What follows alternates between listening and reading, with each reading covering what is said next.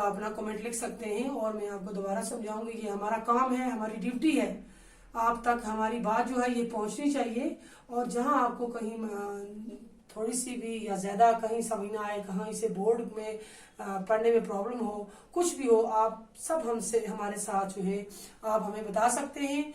इसमें कोई झंझट की बात नहीं, कोई झुझु की बात नहीं, कोई डर की बात नहीं है। ये हमारा काम है, हम इसकी गवर्नमेंट से बाकायदा सैलरी लेते हैं।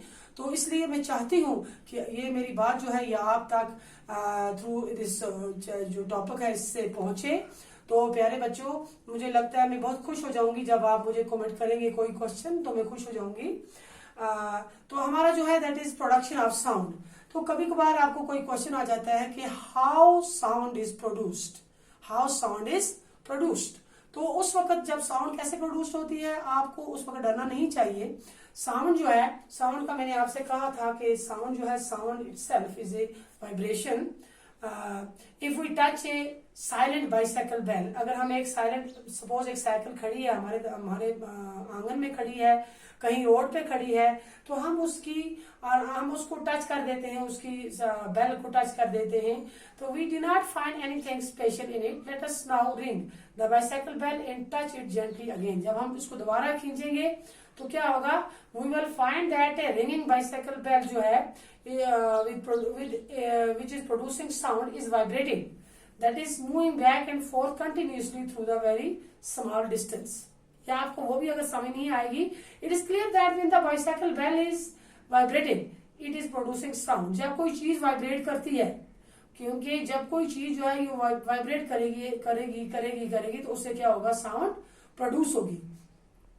So sound is produced when an object vibrates। When an object vibrates means moves back and forth rapidly। आगे पीछे तेजी से चलेगा कोई भी चीज, तो उससे क्या होगी, साउंड प्रोड्यूस होगी। और sound is produced by vibrating objects, by vibrating objects. जब भी कोई भी ऑब्जेक्ट जो है वो वाइब्रेट करता है तो क्या प्रोड्यूस होता है, sound. So the energy required to make an object vibrate and produce sound is provided by some outside source like our hand, wind, etc। मतलब जब वाइब्रेशन होगी वो किस चीज से होगी, मान लो हम क्या करते हैं, हम जब किसी चीज पे हम अपना हाथ जोर से मारेंगे, हवा चलेगी, या मतलब कोई भी चीज ऐसा कोई सोर्स होगा जिससे साउंड जो है ये प्रोड्यूस होगी। मान लो हमारा गेट है, हम गेट को खोलते हैं जोर से, और फिर जो ही हमने गेट को खोला, हमने हाथ लगाया, गेट खोला, फिर मारा तो गेट की आवाज आ गई हम तक। या हमने दरवाजा खोला, दरवाजे को जोर से मारा तो हमारा दरवाजा खुला और बंद हुआ, इट मीन्स कि साउंड वहां पे आई। इट मीन्स कि कोई सोर्स था, जिस सोर्स की वजह से वहां पर कोई चीज हमने जिसको डिस्टर्ब किया तो साउंड जो है वहां प्रोड्यूस हुई। The sound of our voice is produce by the vibration of 2 vocal cords in our throat. मान लो हम बात कर रहे हैं, हम इस वक्त मेरी बात आप तक पहुंच रही है, मैं बात कर रही हूँ, मेरी बात जो है वो आप तक किसके जरिए पहुंच रही है, मेरे गला जो है, हमारा जो गला है, गले के अंदर वोकल कॉर्ड होता है। ये वोकल कॉर्ड जो है, वोकल कॉर्ड इसमें वाइब्रेशन होती है। जब मैं बात करती हूँ तो वाइब्रेशन होती है, किससे वाइब्रेशन होती है, caused by air coming from the lungs. जो हमारे लंग्स से, हमारे फेफड़ों से जो हवा आती है वो इसमें, उससे क्या होती है, वाइब्रेशन। क्या होती है, vibration. So the sound of A drum और तबला। आपने ड्रम देखा होगा, स्कूल में एक ड्रम जोर जोर से उस पर पीटते हैं, ऐसे ऐसे मारते हैं, हथौड़ा मारते हैं या उसको जोर से मारते हैं। या तबले को आपने देखा होगा, is produced by the vibration of its skin when struck. मतलब जब हम उसको जोर से उस पर हथौड़ा मारते हैं तो साउंड क्या होती है, प्रोड्यूस होती है, साउंड प्रोड्यूस होती है। तो ये साउंड ऑफ स्कूल बेल, आप देखो हमारे पास, हमारे स्कूल में एक बेल होती है जिसे हम स्कूल बेल कहते हैं, is produced by the vibration of an iron और brass plate when it is hit by a hammer. मैंने आपसे पहले भी कहा कि हम अपने जब हमारा पीरियड ऑफ होता है, या हमारा जब स्कूल में जब रिसेस ब्रेक का पीरियड होता है, ब्रेक होती है, या सुबह स्कूल जब लगता है, तो हमारा जो पियान होता है वो जोर से, एक छोटा सा हथौड़ा होता है, उस हमारी रिंगिंग बेल पे मारता है तो वहां प्रोड्यूस होती है साउंड। तो हमें पता चल जाता है कि हाँ, हम सब बच्चे सब दौड़ते आते हैं, आप सब दौड़ते आते हो कि हम स्कूल लग गया या स्कूल की छुट्टी हो गई। तो मीन्स के वो साउंड जो है, वो साउंड बेल के ऊपर वो हथौड़ा लगता है तो वाइब्रेशन होती है वहां पे, तो उसकी प्लेट जो है वो प्लेट पे से एक वाइब्रेशन निकलती है, आवाज निकलती है, उससे हमें पता चलता है कि हमारा स्कूल लग गया है। तो यहां तक आपको समझ आई होगी कि how sound is produced, how sound is produced.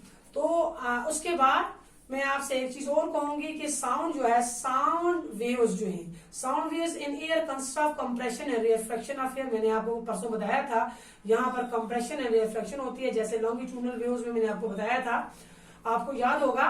उसके बाद हमने देखना है कि how sound is propagated, propagation of sound या ट्रांसमिशन ऑफ साउंड कैसे होती है, मतलब ये ट्रांसमिट कैसे होती है, एक जगह से दूसरी जगह कैसे ये जाती है, मतलब इसके लिए क्या चीज जरूरी है, मतलब ये कि हम ये कैसे महसूस करते हैं कि साउंड जो है ये प्रोपगेट होती है। व्हेन एन ऑब्जेक्ट वाइब्रेट, कोई भी चीज जब है ये वाइब्रेशन करता है, एंड मेक्स साउंड, मतलब मेक्स, इसमें साउंड आती है, then the air layers around it also start vibrating in exactly the same way and carry sound waves from the sound producing object to our ear। मान लो कि हमने जोर से, मतलब एक खिड़की पे मारा, एक दरवाजे पे मारा, या हम एक प्लेट पे जोर से चमच मारी, तो उससे क्या हुआ कि उस ऑब्जेक्ट में वाइब्रेशन आई। क्या आई? वाइब्रेशन आई। तो हमारे आसपास की जो हवा थी उसमें वाइब्रेशन हुई, लेयर्स जो है हमारे आसपास जो है, जो भी चीज है उसमें क्या हुई, वाइब्रेशन आई, एयर लेयर जो है उसमें वाइब्रेशन हुई, और ये वाइब्रेशन जो है ये एग्जैक्टली जो है ये साउंड वेव उसने पकड़ ले ली और सीधी जाके हमारे कानों तक पहुंचा दी। किस तक पहुंचा दी? कानों तक, क्योंकि एयर जो है इसका मेन एक सोर्स, एक मेन स्टेशन है जहां पे जाकर ये साउंड की जो है, ये साउंड जो है ये पहुंचती है, साउंड जो है ये पहुंचती है। तो अगर हम देखेंगे in the transmission of sound जो है through air, there is no actual movement of air from the sound producing body to our air. The air layers only vibrate back and forth. मैंने आपसे कहा था कि जो एयर लेयर है ये सिर्फ वाइब्रेट होती है आगे पीछे, and transfer the sound energy from one layer to the next layer till it reaches our air. मैंने आपसे कहा कि कोई बीच में ऐसा कोई बड़ा मीडियम नहीं है, सिर्फ एयर जो है, एयर में एक लेयर बनती है, एयर लेयर जो है ये वाइब्रेट होती है आगे और पीछे और ट्रांसफर करती है साउंड वेव्स को, साउंड एनर्जी को from one layer to the next layer till it reaches our air. अगर सपोज आप देखो कि अगर हम if we turn on a gas tap for a few second, a person standing a few meter away will hear the sound of escaping gas first and the smell of gas reaches it afterwards। मान लो कि sound wave जो है, sound wave जो है ये आपने देखा होगा कि जो मीन्स के साउंड जो है, यहाँ पर साउंड वेव जो है इनको, इनमें ये जो हवा जो है, हवा एक मेन रोल अदा करती है, हवा जो है एक मेन रोल अदा करती है। किसके लिए?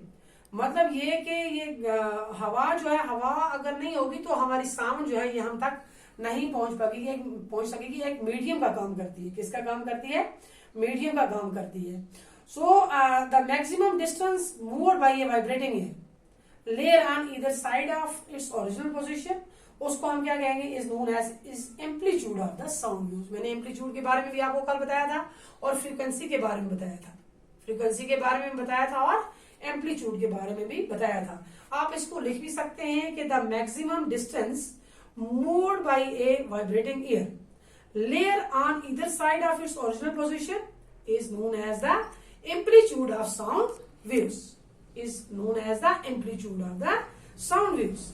The amplitude of sound waves is usually a very very small friction of a centimetre. जो ये एम्पलीट्यूड है ये छोटा छोटा क्या है, एक फ्रिक्शन है। किसकी? छोटी छोटी फ्रिक्शन है। किसकी? Small friction of a centimetre. उसके बाद फिर कहता है कि the number of complete back and forth vibration, आगे और पीछे, आगे और पीछे वाइब्रेशन जो होती है किसमें?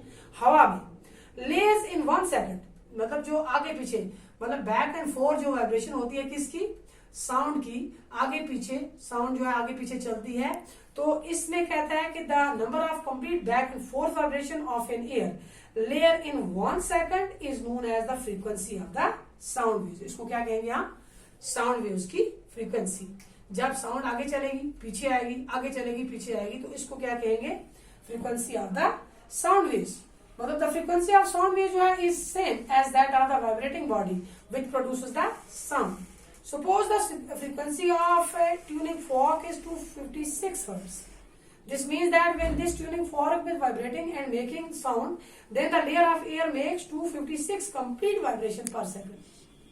गोया के frequency of this sound wave will also be 256 Hz. मैंने आपसे कहा था कि फ्रीक्वेंसी को किससे नापते हैं, हर्ट्ज से, इसलिए हम इस वाइब्रेशन को भी किससे नापेंगे, हर्ट्ज से।